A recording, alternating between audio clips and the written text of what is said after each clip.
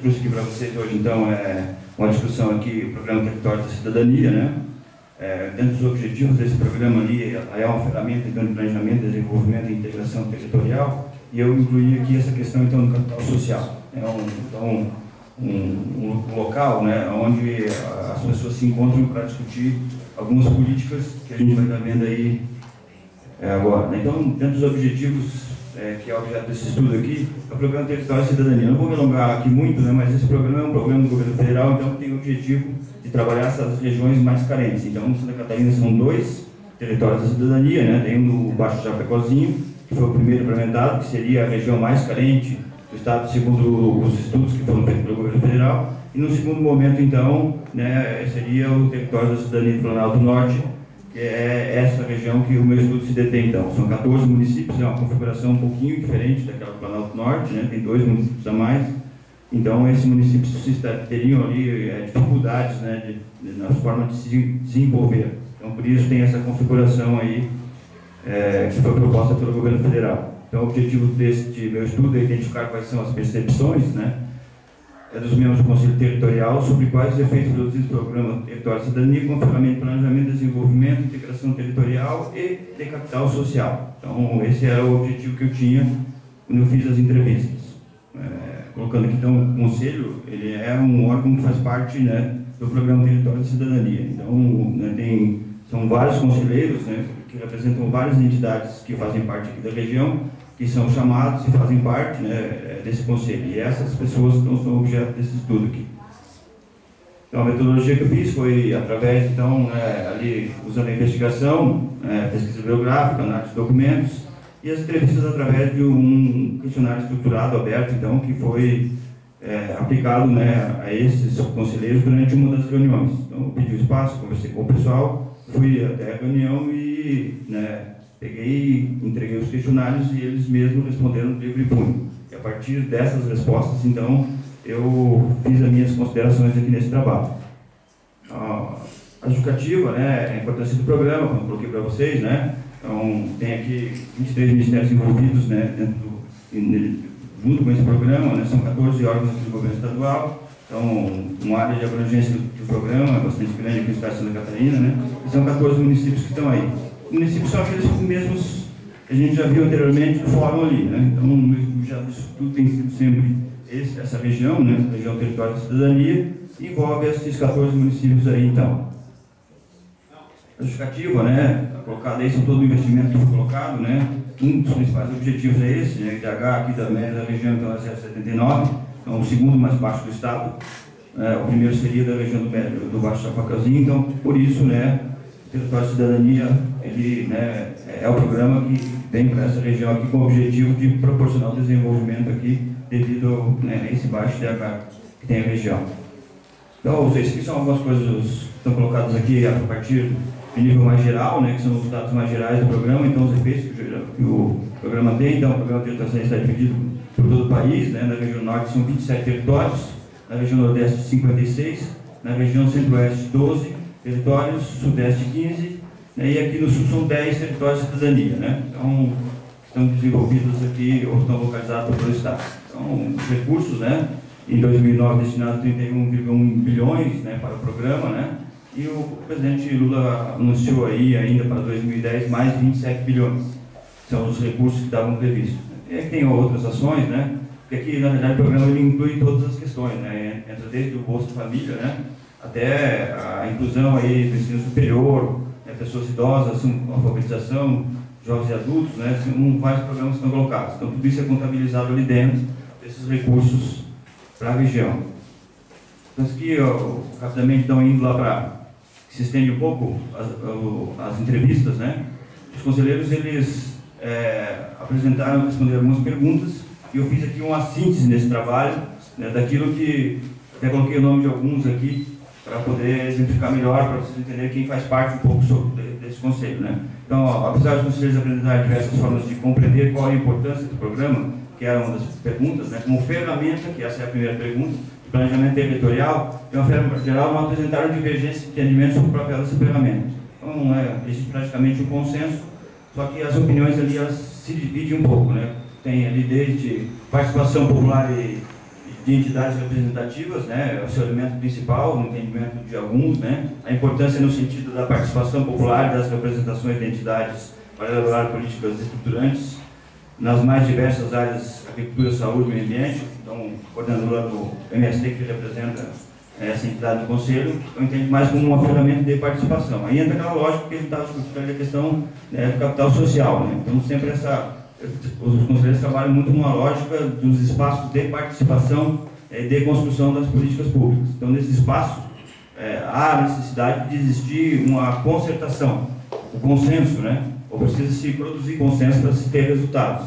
Então, o que se pode observar também é que a maioria dos conselheiros faz um esforço, né, para não entrar em conflitos e tentar buscar alternativas e implementar as políticas. Então, é um espaço de muito conflito, né, onde as posições políticas, culturais e econômicas, elas são bem diferentes, estão bem situadas no campo, então existe um pisar em ovos, né? Então todo mundo toma um cuidado na hora de apresentar suas ideias e fazer, né, suas considerações para não invadir um campo ali que possa gerar conflito. Então é um espaço muito conflituoso. Embora, né, o Conselho seja muito importante, tenha aprovado, aí já tenha feito, né, vários avanços aqui para a questão da região. Esse Conselho tem a finalidade aí de estar analisando a matriz, né, econômica que vem proposta pelo governo federal e é discutido aqui, né, então algumas ações são discutidas e implementadas e aperfeiçoadas aqui. Então, algumas outras perguntas que foram colocadas aqui, não vou entrar em todas porque não vai ser possível por causa do tempo, alguns representantes, algumas falas estão colocadas ali. Nesse segundo momento que ficou de ficar claro ali é que existe uma dificuldade, né, por parte dos conselheiros em definir claramente, né, o que é uma ferramenta de planejamento. Não diria de definir, mas de diferenciar, esses campos, né, entre planejamento, interação, né, integração territorial e desenvolvimento, fica tudo meio junto, né, nas definições, e tudo acaba sincronizando e indo para uma temática que está colocada ali, que é a participação popular e o planejamento. Tudo vai para esse viés. Tudo aponta para isso na visão deles. Então, os conceitos eles se misturam, né? Vão desde algumas palavras como articulador, né? Estão colocadas ali dentro dessas falas e vão, digamos, migrando, né? E apontando para que a importância, né, desse conselho se dá pela participação, pela interlocução e pela possibilidade do planejamento para o desenvolvimento. Aí todas as falas se misturam, eu dividi lá as perguntas em três, né? Uma só como ferramenta de planejamento, uma só como ferramenta de integração e a outra como ferramenta de desenvolvimento. Aí os conceitos que foram apresentados ali, eles acabaram se misturando, né? E apontando para esse viés ali da participação e do planejamento. Então, o conselho, na visão da maioria dos gestores, ele seria esse tipo de ferramenta, né? Ainda sobre os resultados das entrevistas, aí no final, né, o que eu queria ainda saber, além dessas três questões, eram os principais pontos de conflito. Então, o que foi apontado por parte dos gestores seriam duas questões fundamentais, né? A primeira delas, então, seria referente à questão da sobreposição de programas. Eles entendem que existem muitos programas que fazem a mesma coisa, né? Porque aí o MST tem um programa que faz uma coisa, aí a IPAG tem, e o outro tem, né? E fazem, na verdade, o mesmo trabalho e acaba sendo uma sobreposição de programas, enquanto o objetivo desse programa Território e Cidadania é o contrário, é integrar as políticas para não ficar desperdiçando serviços, né, com 3, 4 programas. Então, mas é unificar todos esses serviços. Então, essa é uma dificuldade ainda que os gestores, né, isso é a fala deles, e isso é praticamente um consenso entre todos os gestores culturais, que esses seriam um dos principais problemas dos conflitos, seria a sobreposição de programas. Né? Muitos programas que fazem a mesma coisa, ninguém quer abrir mão. Não tem integração, vai contra o objetivo, né, desse programa, que é o Programa Território e Cidadania.